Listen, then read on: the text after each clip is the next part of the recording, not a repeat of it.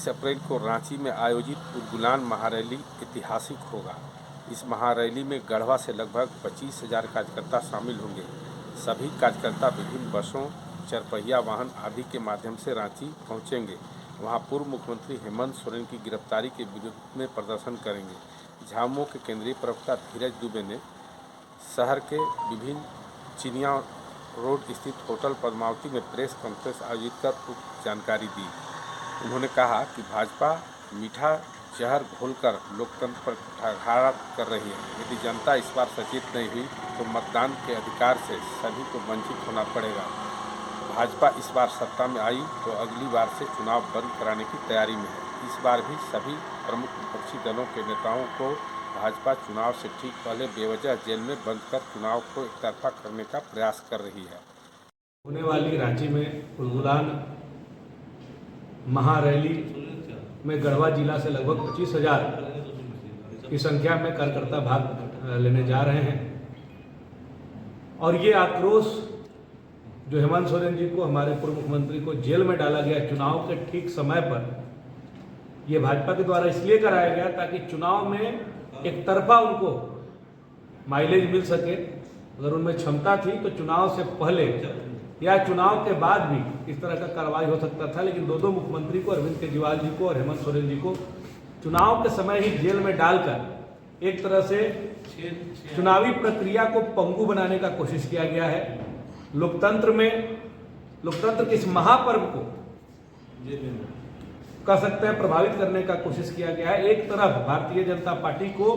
खुला छूट और दूसरे तरफ विपक्ष को हर तरह से, चाहे ईडी हो,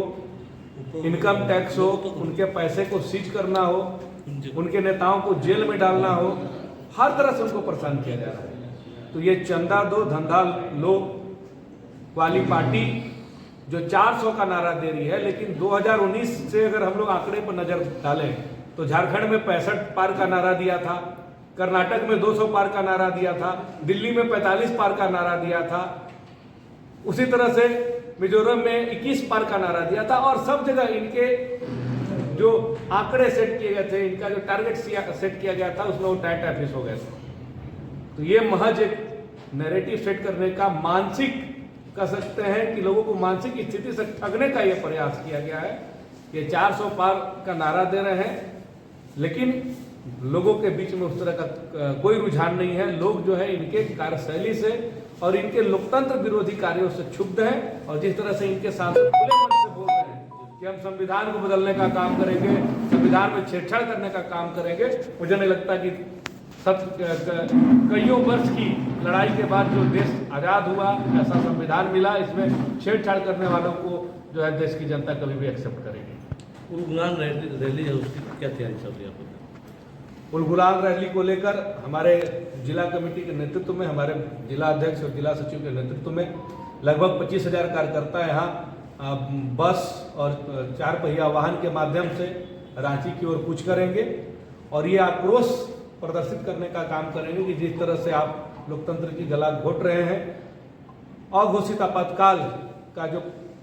परिपाटी आपने देश में शुरू कर दिया है, विपक्ष के नेताओं को जेल में डाल दे रहे हैं, उनके अकाउंट को फ्रीज कर दे रहे हैं और विपक्ष के नेताओं के चुनाव प्रचार पर चुनाव आयोग के माध्यम से रोक लगा दे रहे हैं, जबकि भाजपा खुलेआम जो है आचार संहिता का उल्लंघन कर रही है, उस पर कोई कार्रवाई नहीं हो रहा है। तो ऐसे लोगों के खिलाफ जो है सो झारखंड की जनता, गढ़वा की जनता